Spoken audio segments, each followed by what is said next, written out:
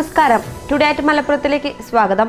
തിരൂർ പൂക്കയിൽ ഓടിക്കൊണ്ടിരിക്കുന്ന ഇലക്ട്രിക് സ്കൂട്ടറിൽ നിന്ന് തീ പടർന്ന സ്കൂട്ടറിലുണ്ടായ യുവതിയും കുട്ടിയും പരിക്കേൽക്കാതെ അത്ഭുതകരമായി രക്ഷപ്പെട്ടു. ഒഴൂർ സ്വദേശിയായ യുവതി സഞ്ചരിച്ച സ്കൂട്ടറാണ് കത്തി നശിച്ചത്. അങ്ങാടിപ്പുറം വളാഞ്ചേരി പാതയിൽ പൊടിയിൽ കുളിച്ച് നീണ്ടുപോകുന്ന നവീകരണം ജനജീവിതത്തിന് ഭീഷണിയാവുന്നു. വെങ്ങാട് ഗോകുലം മുതൽ മാലാപ്പറമ്പ് പാലച്ചോട് വരെയുള്ള പാതയുടെ നവീകരണ പ്രവൃത്തിയാണ് ജനജീവിതത്തിന് ദുസ്സഹമാക്കുന്നത്.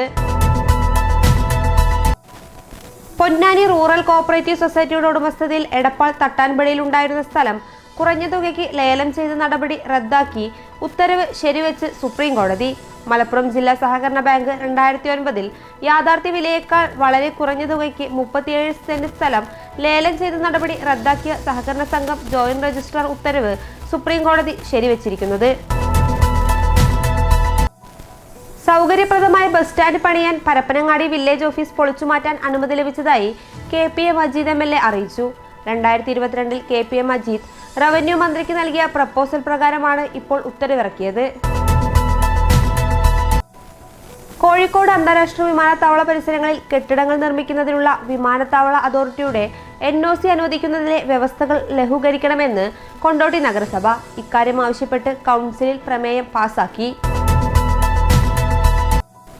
നിലമ്പൂർ കനോലി പ്ലോട്ടിന് സമീപത്തു നിന്ന് 35.8 കിലോഗ്രാം കഞ്ചാവുമായി ബംഗാൾ വാസന്തി സ്വദേശികളായ 3 പേർ എക്സൈസിന് പിടിയിൽ. അനു സിംഗ്, മിലാൻ സിംഗ്, സാബു സിക്കന്ദർ എന്നിവരാണ് പിടിയിലായത്.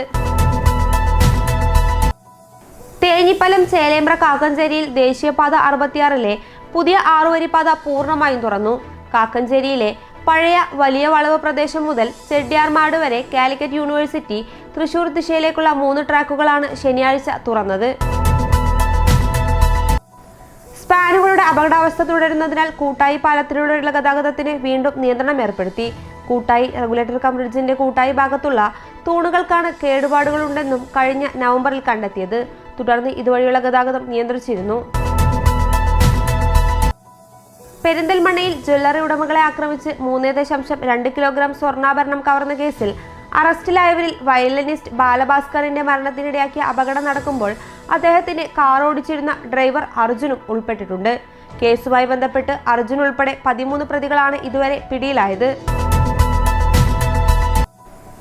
ചിട്ടി നടത്തി ലക്ഷങ്ങൾ തട്ടിയെടുത്ത സംഭവത്തിൽ അന്വേഷണം ഊർജിതമാക്കാൻ മേലാറ്റൂർ പോലീസ്. മേലാറ്റൂർ കോവിലകംപടിയിൽ പ്രവർത്തിച്ചിരുന്ന കാരാട്ട് കുറീസ് ഇന്ത്യ പ്രൈവറ്റ് ലിമിറ്റഡിനെതിരെയാണ് ഇടപാടുകാർ പരാതി നൽകിയിരുന്നത്. കാരാട്ട് കുറീസിന്റെ ഓഫീസിലെത്തി പരിശോധന നടത്തി.